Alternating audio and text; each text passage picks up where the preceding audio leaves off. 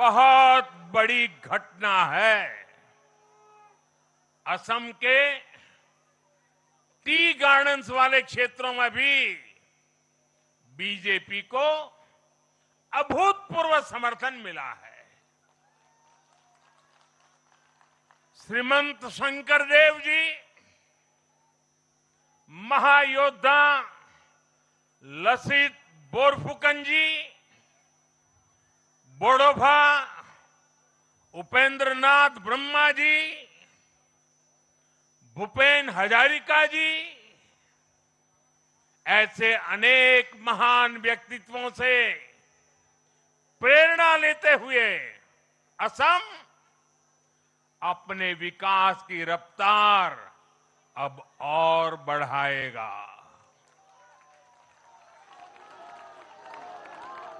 साथियों, साल 2021 में हमने पुडुचेरी की जनता के सामने बेस्ट पुडुचेरी का विजन रखा था। पुडुचेरी की जनता ने उस विजन पर विश्वास जताया, हमें अपना आशीर्वाद दिया था। पिछले 5 वर्षों में हमारी एनडीए सरकार ने पूरी निष्ठा और समर्पण के साथ इस विजन को गति देने का काम किया और आज एक बार फिर पुडुचेरी की जनता ने एनडीए पर अपना विश्वास व्यक्त किया है।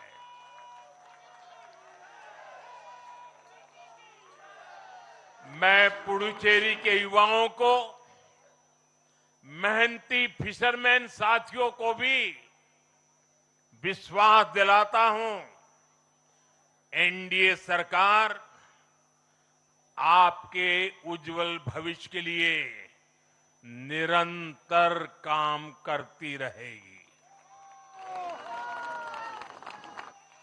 पुडुचेरी के हर परिवार की समृद्धि, यही हमारा संकल्प है। साथियों, आज देश के 20 से ज्यादा राज्यों में भाजपा एनडीए की सरकारें हैं। हमारा मंत्र है नागरिक देवो भव। हम जनता की सेवा में जुटे हुए हैं और इसलिए जनता भाजपा पर ज्यादा से ज्यादा भरोसा कर रही है। जनता साफ देख रही है, जहां भाजपा वहां गुड गवर्नेंस, जहां भाजपा वहां विकास। आप बीते 2 साल के ट्रेंड को देखिए। हरियाणा में लगातार तीसरी बार बीजेपी सरकार बनी, महाराष्ट्र में बीजेपी की जोरदार विजय हुई, दिल्ली में अभूतपूर्व जीत हासिल हुई, बिहार में भी हमें पहले से बड़ी विजय मिली और ये सफलता सिर्फ राज्यों के चुनाव में नहीं दिखी, ये सफलता लोकल गवर्नेंस के चुनाव में भी दिख रही है। साथियों, अभी 10 दिन पहले गुजरात के स्थानीय निकायों के परिणाम आए हैं। वहां बीजेपी 2.5-3 दशक से जनता की सेवा निरंतर कर रही है और हर चुनाव में जनता बीजेपी को आशीर्वाद के नए रिकॉर्ड बना रही है। गुजरात में इस बार बीजेपी को अब तक का हाईएस्ट वोट शेयर मिला है। ये भाजपा की गुड गवर्नेंस नीतियों की सफलता का बहुत बड़ा उदाहरण है। साथियों, आज भाजपा के कार्यकर्ता के रूप में मेरे मन में बार बार एक और बात आ रही है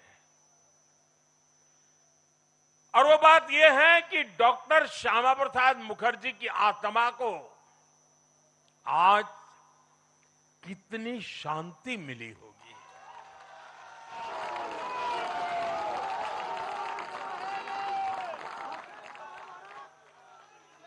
उन्होंने 1951 में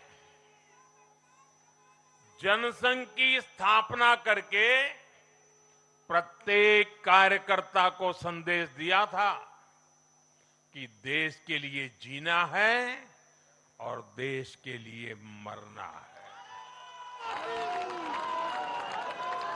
उन्होंने अपने जीवन से साबित किया कि राष्ट्र सर्वोपरि का मंत्र लेकर चलने वाले अपना जीवन देने में एक पल का भी संकोच नहीं करते। साथियों, डॉक्टर मुखर्जी ने पश्चिम बंगाल को भारत का हिस्सा बनाए रखने के लिए एक बड़ी लड़ाई लड़ी थी। उन्होंने जिस सशक्त और समृद्ध बंगाल का सपना देखा था, वो सपना कई दशकों से पूरा होने का इंतजार कर रहा था। आज 4 मई 2026 को बंगाल की जनता ने हम भाजपा कार्यकर्ताओं को वो अवसर दिया है। साथियों, बंगाल के भाग्य में आज से एक नया अध्याय जुड़ गया है। आज से बंगाल भय मुक्त हुआ है। विकास के भरोसे से युक्त हुआ है। बांग्लाए परिवर्तन होए गे छे।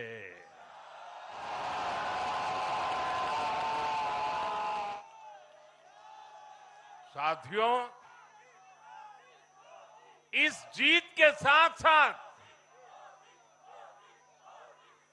वंदे मातरम के 150वें वर्ष में भारत माता को और ऋषि बंकिम जी को बंगाल के लोगों ने अपना सादर नमन प्रेषित किया है। योगीराज श्री अरविंदो को भी मतदाताओं ने ऐतिहासिक श्रद्धांजलि दी है। साथियों, बंगाल में हमारे कितने ही कार्यकर्ताओं ने अपना जीवन इस जीत के लिए समर्पित किया है। भाजपा की कितनी महिला कार्यकर्ताओं को तमाम अत्याचार सहने पड़े हैं। आप कल्पना नहीं कर सकते कि केरल में और बंगाल में भाजपा के हर कार्यकर्ता को कितनी मुसीबतें झेलनी पड़ी है, उन पर कितने जुल्म हुए हैं, कितने अत्याचार हुए हैं। मैं आज बंगाल में भारतीय जनता पार्टी की सफलता का श्रेय ऐसे सभी कार्यकर्ताओं को, उनके परिवारों को देता हूं।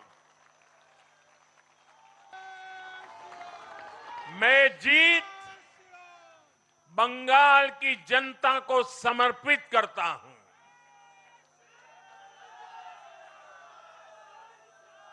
साथियों, अभी 4 मई की यह शाम भले ही ढल रही हो, लेकिन बंगाल की पावन धरा पर आज एक नया सूर्योदय हुआ है।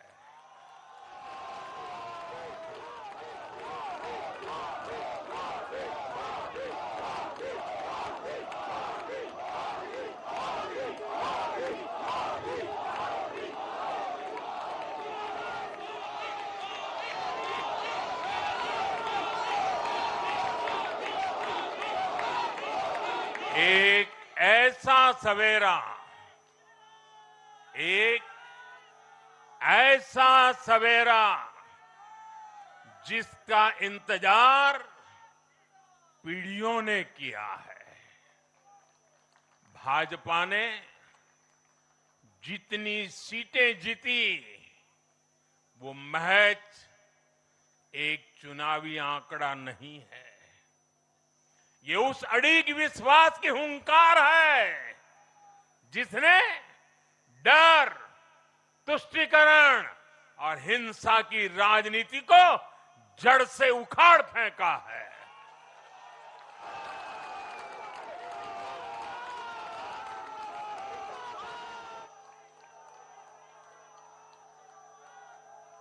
साथियों, आज से बंगाल के भविष्य की एक ऐसी यात्रा शुरू हो रही है